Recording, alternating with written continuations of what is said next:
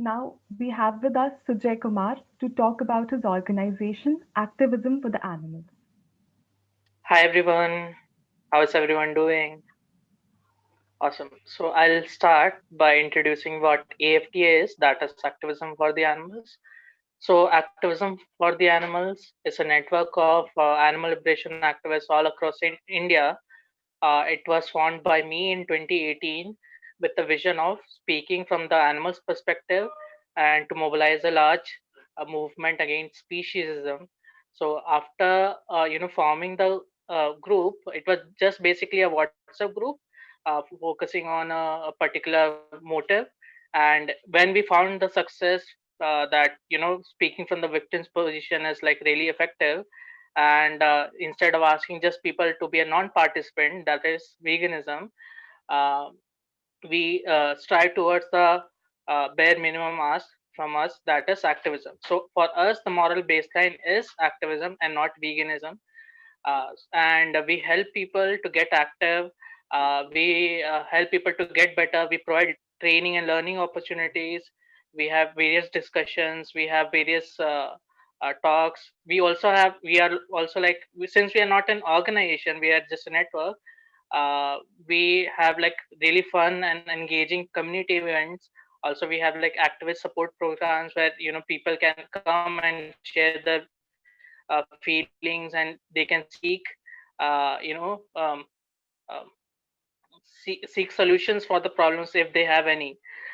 So it was found that, and also just to like create a safe space for everyone, we have like a really good code of conduct through which we govern everyone, including the core members.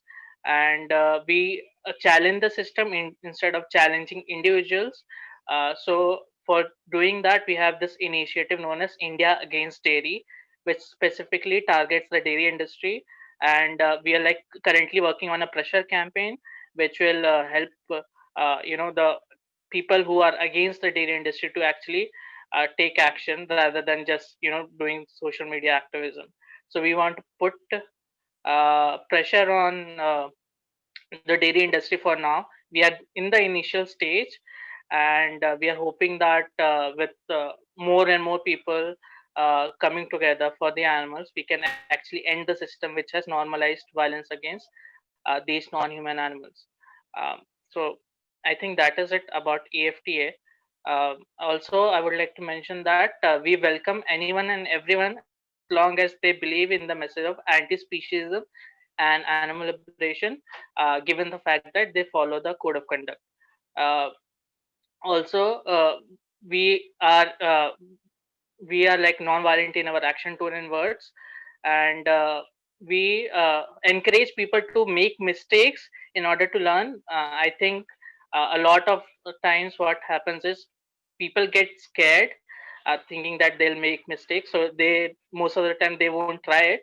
So we encourage people to make mistakes, and we are like really supportive, and we treat everyone as our friends and family. So yeah, so that is about AFTA. If you have any questions, you can ask. About this project, the India Against Dairy project that you're doing, Sujay, Yes. how do you do the project? Like, So, so we have like a research team which specifically research from the dairy industry. We have like specific targets. We regularly follow the animal agriculture industry in India, the current policies, and we use their information against them.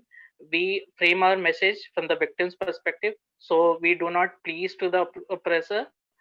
And you know we are like currently targeting the two main companies, that is Amul and Mother Dairy. We started this meme that was called Amul, the waste of India, which went viral. And after that, many people started targeting Amul. So it got attention of the company as well. Eventually, there was this another organization named People Farm who targeted Amul as well. So now it's time that we start targeting these companies, and we make them accountable for their actions.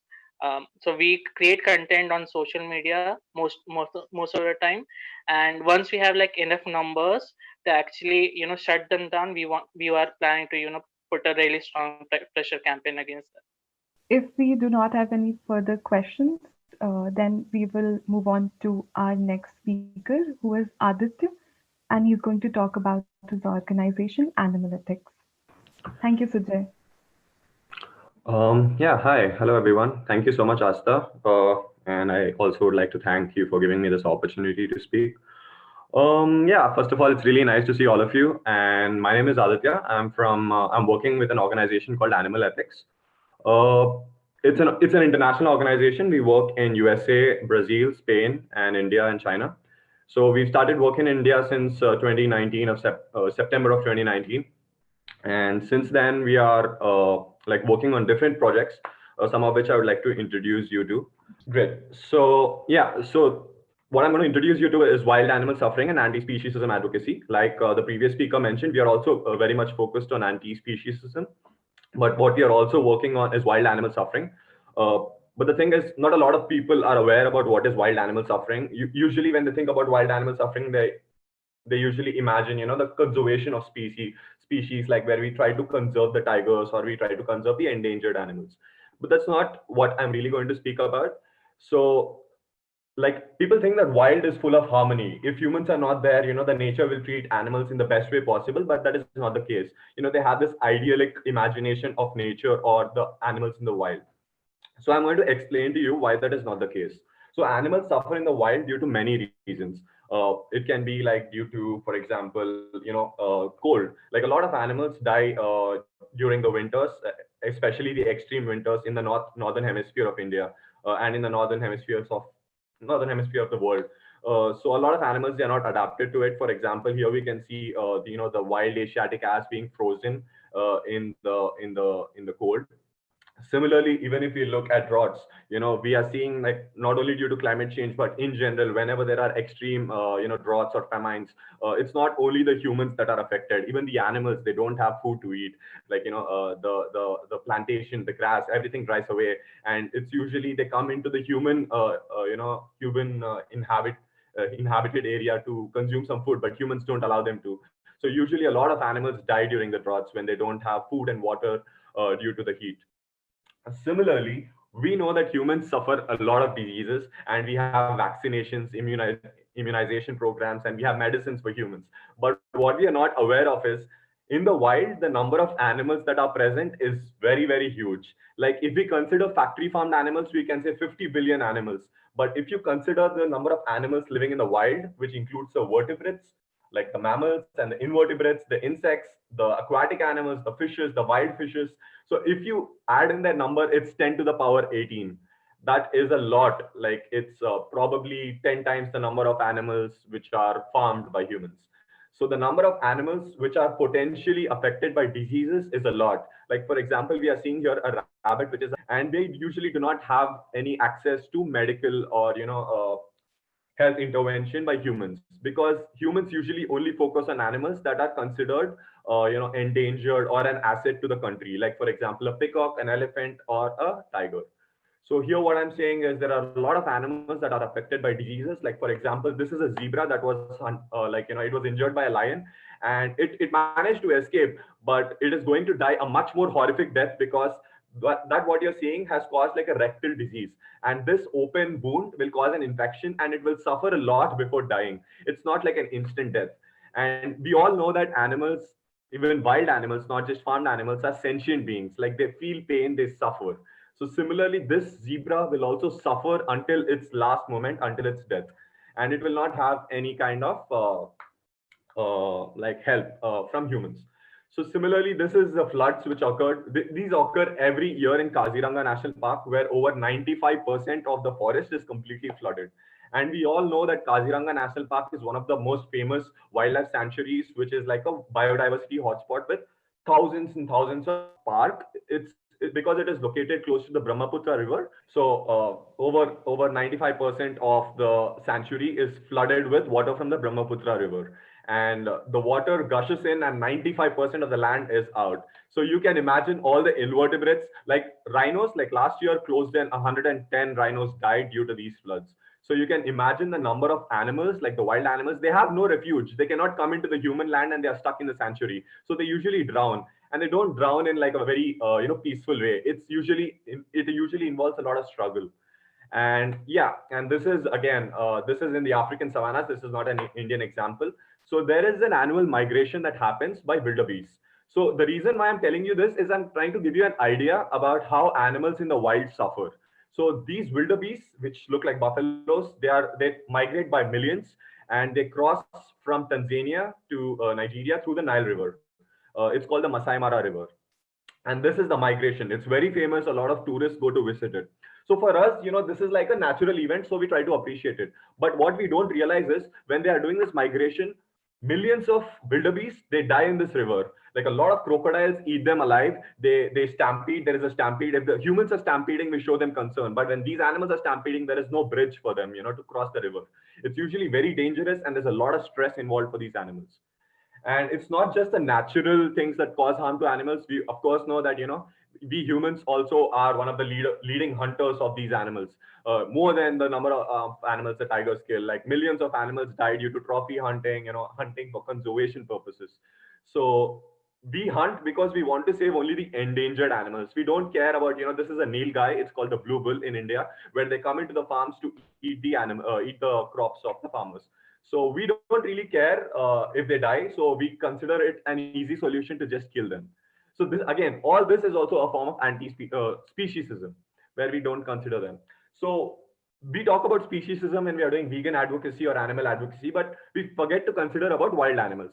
So rejecting speciesism does not only mean that we are against harming animals in farms, but we are also in favor of helping them whenever possible. Not just the farm animals, but any non-human animal that can feel pain. So if we can help them, then why aren't we helping them? If we decide not to help them, that's a form of speciesism. If we see a human suffering, we decide to help him because we care about him. The same concern, when we take in anti-speciesism as our value, then we should also be willing to help animals. So again, the suffering of animals in the wild is huge. Due to this and many other causes, majority of the animals that come into existence, they die a very painful and horrible death.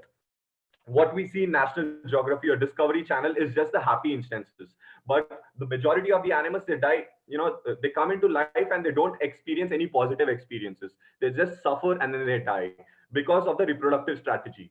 But it is still possible. After listening to all this, you might think that, we cannot do anything, but it is still possible to help animals in the wild.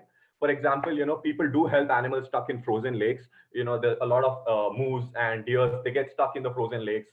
And people do decide to help them. And this is an example of an elephant in Kerala getting stuck in a mud pool. And usually when they're stuck in a mud pool, they are very heavy that they cannot get out. So unless humans come and help them, it is not possible, or they just die a very horrific death through starvation. Yeah, and similarly, forest fires. Recently, forest fire was a natural phenomenon which occurred, but a lot of animals suffered. Like, for example, we know that koalas suffered. Koalas received a lot of limelight because they were endangered, but it's not just the koalas, the invertebrates, the small insects, a lot of them, millions of them suffered. But it is still possible, you can see a firefighter quenching the thirst of a koala bear. So it is still possible to help them. Similarly, in floods, people to help animals. Again, mind the point. And again, this was an instance where, when there are tides, the aquatic animals, they are disoriented. They don't know which way to go because the water recedes. So they are stuck on land and they usually suffocate and die. So there are people in New Zealand. This is in New Zealand where people were dragging the whales back into the ocean to save them. So again, this is an example of people showing concern for aquatic animals.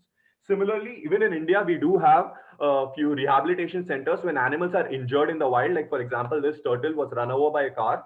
They are taken to a rehabilitation center and they are treated. So again, it is possible to help animals. And this is the first hospital which was started for elephants in Mathura in India, especially because, but still, we are deciding to help elephants in the wild. Because, when there is a small cut on elephant's leg, it cannot really walk.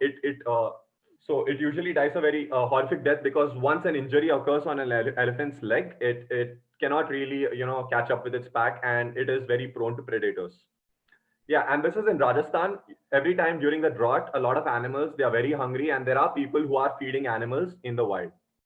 And this is a large-scale feeding program in Turkey, where a lot of deers, these are like feeding trays where they put, some feed which is suitable for the deer, and the deers come in the night and they have this food. So it is still possible.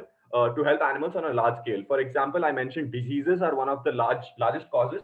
We can see here that there is already research being done into how to help, like for example, wild boars from classical swine fever virus, which is a very dangerous virus for the pigs. But we usually help animals only because it is beneficial for humans. We help them from a speciesist point so that they don't affect our domestic animals. Because if a wild pig comes into contact with a farmed pig, then the disease is passed on to the farm pig. So that's the reason we help them. So again, we help them with rabies as well. For example, in Northern America, the rabies has been completely eliminated due to human intervention in the wild and vaccinating animals from rabies, which is helping both the animals as well as the humans. And how they do this is they put the vaccine in these biscuits, they climb onto the helicopter, and they go into the wild and they drop these biscuits so that the animals consume them and they get vaccinated. Now what I'm going to say is a lot of animals in the wild, they have this reproductive strategy. Because they die very young to propagate their species, they give birth to a lot of babies. Like for example, a turtle gives birth to 400 babies, and a frog will give birth to 10,000 babies. And you might think that all these 10,000 babies will grow old and they will live a happy life, but that is not the case. After being born and after becoming sentient, once they develop the capacity to feel pain, majority of them, they die. Like out of these 10,000 eggs, only 2 survive. So you can imagine most of the 9,998 babies on average, they suffer and die. How do they die? Through predation, through being starved to death, through stampeding, through weather events. So all this causes a lot of pain and suffering to these animals. So we can assume reasonably that most of the animals that come into existence, they suffer and die in very horrific ways. So 10 power 18 animals that are coming, they suffer and die in horrific ways. Yeah, and again, there's animals like chimpanzees, which give birth, chimpanzees, elephants, humans. We give birth to 2 or 3 babies and we give them a lot of care. But bullfrogs don't do that. They cannot care for 10,000 babies. So, most of them, they die. And animals are very much sentient. Like, these possums, they play by hanging onto their mother's body. So all these babies as well, they are sentient, which are suffering and dying.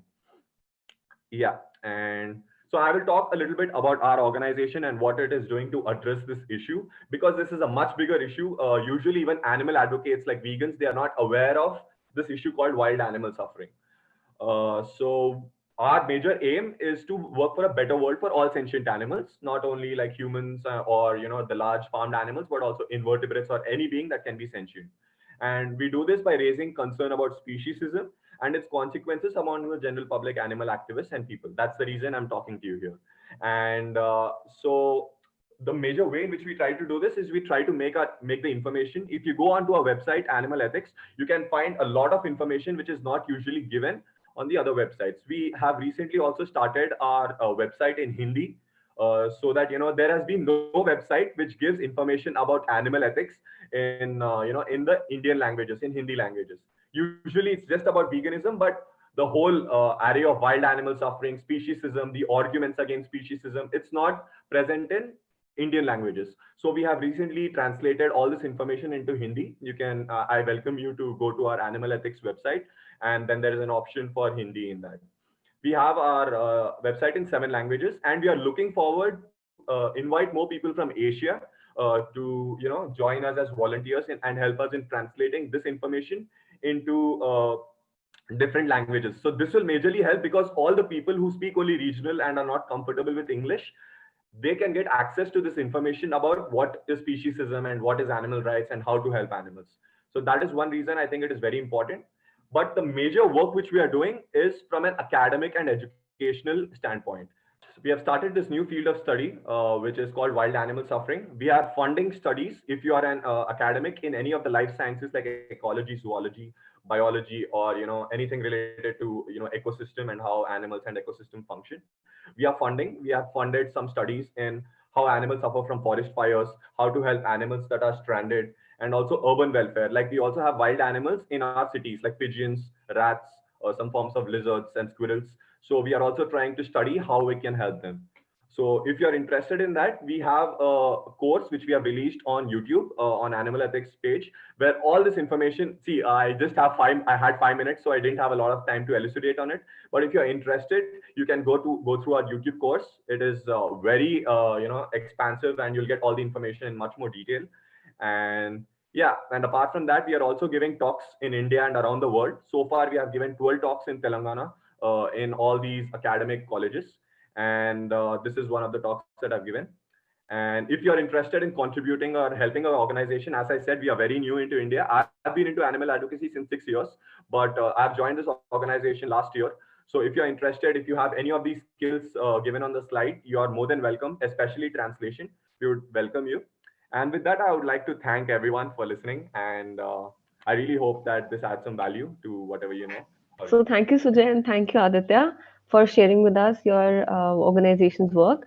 Now, we are going to divide everyone into breakout rooms and for the networking, and we share amongst ourselves. We'll be talking about two main things in those breakout rooms. So please, we'll even put this in the chat box. So the first thing that we'd like to talk about is what are we hoping to get out of this conference? And the second thing is, are you an activist or how long have you been one? So feel free to talk about these in the breakout rooms. And I think the tech representative, she'll divide everyone into the breakout rooms now. Also, I hope there is everyone enjoys. one specific topic that we have selected for discussion. The question is, do people in India generally understand the term vegan? And are there more effective ways of describing how we want to end animal exploitation? So please feel free to have a discussion on these issues, and we will be posting this in the chat. Does anyone wants to share anything from their breakout room discussion? I can contribute on this. Yeah, please go ahead, Aditya. Yeah, so we were just discussing how still people don't understand about veganism in our country, where people there's a lot of social pressure with friends and family, and where we go out to restaurants and we get raw cabbage or prison Right. food as they call it. So for effective ways of talking, we thought to normalize the usage of the word vegan and as a way of living rather than as some elite thing or which people need to look up to. And I also mentioned that talking in classrooms or in universities is effective. So yeah, instead of focusing on alternatives, I think that's what Amrita mentioned, just focusing that this is very normal and we need to talk about it more. Yeah, so these were some of the points that we talked about. Right. Thank you, Aditya. Durga, you want to share something? Sure. So we discussed like how there's so much confusion still among people regarding veganism, what it is, and why people are vegan. And it has created a lot of confusion in the vegan community itself, which is like really small in India, I would say. Uh, Alone veganism is not the solution. This is what I suggested. Uh, we need to do more, and of course there are many better effective ways that we can talk about animals, because veganism itself has not centered the animals as of now in India. There are people who talk about vegan for health, vegan for environment, raw veganism, and all those other things, and the animals are completely sidelined. When we talk about veganism, the moment the word vegan has brought, people start thinking about their own health, their personal choices, how convenient it is for people, and all those things. And people are thinking about themselves and not the victims, which Okay. is where we have failed as a movement, is what I feel. And that is why when we need to use terms like end animal exploitation, stop exploiting animals, or end speciesism.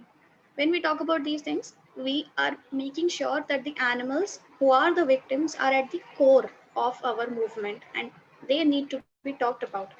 Only then we can motivate and inspire people to join the movement and actually bring a change for animals, because it's the system and it's not the other non-vegans we are against, because they are also just a part of the system, just like we were a while back. And uh, uh, currently the vegan movement is vegan versus non-vegans, where it can be humans who are against the system and want to fight the system. This is the idea that we want to bring up. Yep. Okay, That's thank you so much, Durga. So, Manya made a really good suggestion that often we are confusing vegan with vegetarianism. So, I think you, like all of us, we should even read the chats because there is some good information there in the chat box as well. So, now I think Asa is not able to join us yet. However, now that everyone has shared their views and their ideas from the breakout rooms, I think I like to say that we really enjoyed your company. Thank you, everyone, for sharing your views. We hope even you enjoyed it. With this, we have reached towards the end of this networking hour, and I hope that you all enjoyed meeting each other, sharing your views. You can follow us on our social media handles for more country specific events in the future. We will be pasting it on the chat box below. As Anjani, if you are able to, please can you post and like the paste our Facebook and Instagram, Twitter, YouTube, all the links and the channel names. On behalf of Team India, Astha, the country representative, I myself, Yash Prada, and Anjani, we like to thank you all for attending India Networking Hour.